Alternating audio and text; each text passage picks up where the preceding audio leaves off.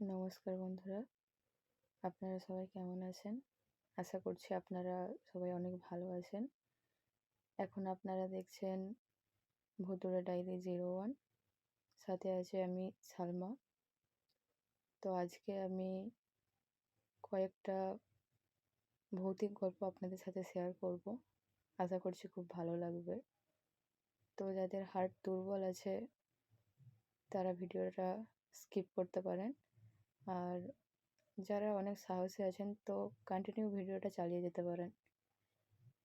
তো বেশি কথা না বাড়িয়ে চলুন গল্পটা শুরু করা যাক। গল্পের নাম হলো এক ভৌতিক কাহিনী। পুরনো জমিদার বাড়ির নির্জন কোণে ঝুলে পড়া মাকড়সার জালের আড়ালে লুকিয়ে থাকা এক ভয়ঙ্কর সত্যি।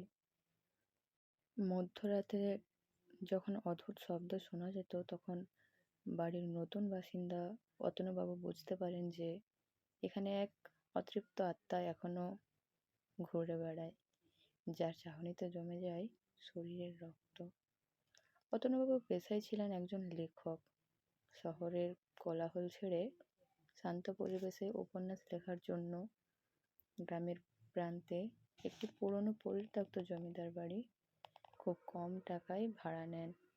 বাড়ির কেয়ারটেকার হরিপদ তাকে সতর্ক করেছিলেন, রাত 12টার পর দোতলার পশ্চিম ঘরটায় যাবেন না। অতনুবাবু ভূত প্রেত বিশ্বাস করতেন না, তাই হেসে উড়িয়ে দিলেন। প্রথম কয়েক রাত ভালোই কাটল।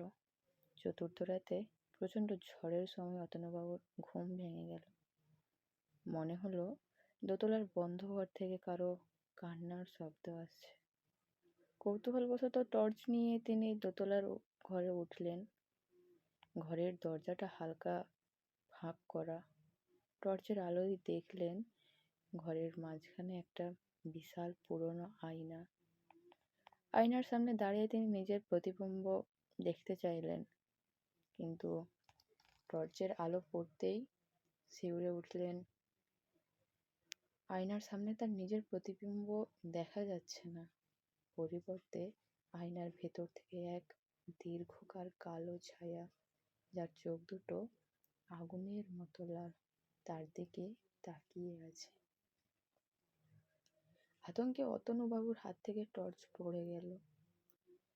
ঘর অন্ধকার হয়ে গেল, কিন্তু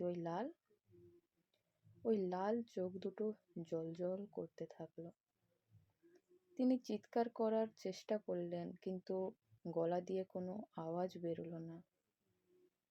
হঠাৎ মনে হলো ঘরের বাতাস ভারী হয়ে গেছে। পরদিন সকালে হরিপদ অতনুবাবুকে ওই আয়নার সামনে অজ্ঞান অবস্থায় খুঁজে পেলেন। জ্ঞান ফেরার পর অতনুবাবু আর এক মুহূর্ত ওই বাড়িতে থাকেননি। গ্রামের লোকেরা বলে ওই আয়নাই হলো সেই অতৃপ্ত আত্মার আস্তানা। সে আজও তার রূপ খোঁজার চেষ্টা করে। তো এর সাথে আরেকটা গল্প আছে, গল্পটা খুবই ভালো। তো আপনারা মনোযোগ দিয়ে শুনুন শেষ পর্যন্ত, আশা করছি অনেক ভালো লাগবে। তো গল্পের নাম হলো ভুতুড়ে ডায়েরি। রাত তখন প্রায় 11টা। কলকাতার এক পুরনো বাড়িতে নতুন ভাড়া নিতে এসেছিল রাহুল। বাড়িটা বেশ বড়, কিন্তু অদ্ভুতভাবে সবসময় একটি ঠান্ডা আরো নীরব লাগতো। ঘরের এক কোণে ধুলো পড়া একটি পুরনো ডায়েরি খুঁজে পেল সে।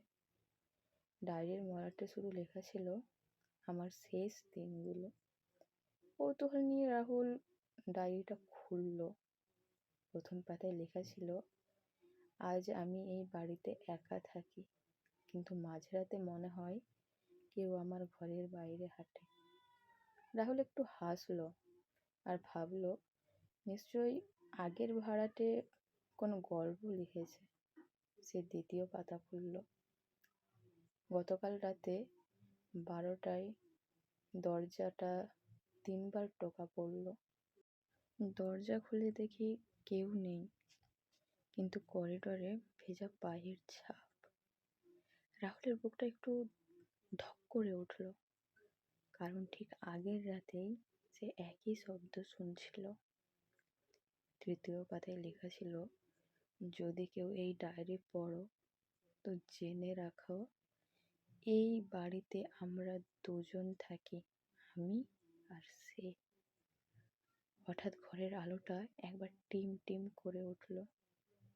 রাহুল তাড়াতাড়ি শেষ পাতাটা খুলল।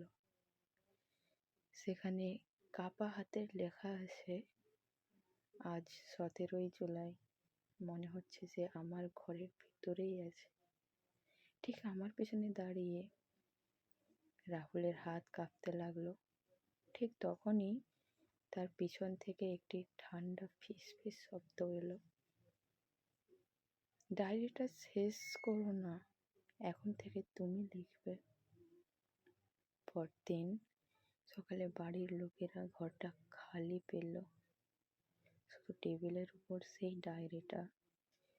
খোলা ছিল শেষ লাইনে নতুন করে লেখা, আজ 18ই জুলাই।